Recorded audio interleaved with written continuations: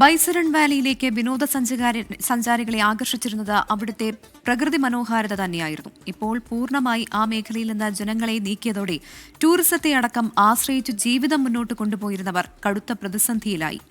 ബൈസരൺ വാലിയിൽ നിന്ന് ബൽറാം നെടുങ്ങാടി തയ്യാറാക്കിയ റിപ്പോർട്ടിലേക്ക്. പഹൽഗാമിലെ ബൈസരൺ വാലിയിലേക്കുള്ള വഴിയിലാണ് ഞാനിപ്പോൾ ഉള്ളത്. ആ ഭീകരാക്രമണം നടന്ന ബൈസരൺ വാലിയിലെ ടൂറിസ്റ്റ് സ്പോട്ടിലേക്കുള്ള പോകുന്ന വഴിയാണ്. ഇവിടെ നമുക്ക് കാണാം ഈ പ്രദേശത്തേക്ക് എന്തുകൊണ്ടാണ് ആളുകൾ ഇത്രത്തോളം ആകർഷിക്കപ്പെട്ട് എത്തിയിരുന്നത് എന്ന് ഈ സ്ഥലത്തു നിന്നുള്ള ദൃശ്യങ്ങളിൽ നിന്ന് തന്നെ വ്യക്തമാണ്. ഒരു അരുവിക്ക് നടുക്കുള്ള ഒരു വലിയ പാറപ്പുറത്താണ് ഞാനിപ്പോഴുള്ളത്. രണ്ട് വശവും അരുവി പിരിഞ്ഞൊഴുകുന്നു.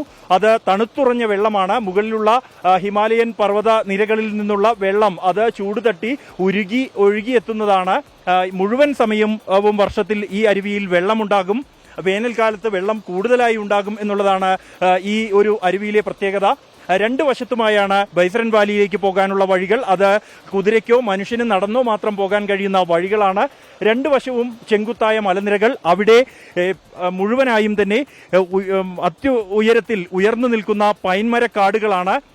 ഈ ഒരു കാഴ്ച കാണാനാണ്, ഈ കാഴ്ച ആസ്വദിച്ച് ബൈസരൺ താഴ്വരയിൽ എത്താനാണ് ആളുകൾ ഇവിടേക്ക് എത്തിയിരുന്നത്. കഴിഞ്ഞ ദിവസങ്ങളിലെല്ലാം 10,000-കണക്കിന് പേർ. എന്നാൽ ഈ ഒരു ഭീകരാക്രമണം ഈ ഒരു പ്രദേശത്തെ പൂർണ്ണമായും ഇപ്പോൾ ആളൊഴിഞ്ഞ നിലയിലേക്ക് ആക്കിയിരിക്കുന്നു. ഈ പ്രദേശത്ത് ജീവിക്കുന്ന ആളുകളുടെ ജീവിതം വലിയൊരു ചോദ്യചിഹ്നമാക്കിയിരിക്കുന്നു, പ്രതിസന്ധിയിലാക്കിയിരിക്കുന്നു. അതുകൊണ്ട് തന്നെ അന്വേഷണവുമായി പൂർണ്ണമായി സഹകരിച്ച് ഈ ആക്രമണത്തിന് പിന്നിൽ പ്രവർത്തിച്ചവരെ നിയമത്തിന് മുന്നിൽ കൊണ്ടുവന്ന് ശിക്ഷിക്കപ്പെടണം എന്നുള്ളത് തങ്ങളുടെ ആവശ്യമാണ് എന്നുള്ളതാണ് ഈ നാട്ടുകാരുടെ നിലപാട്. ബൈസരണിൽ നിന്നും ജോഗേഷ് സിംഗിനൊപ്പം ബൽറാം നെടുങ്ങാടി, 24.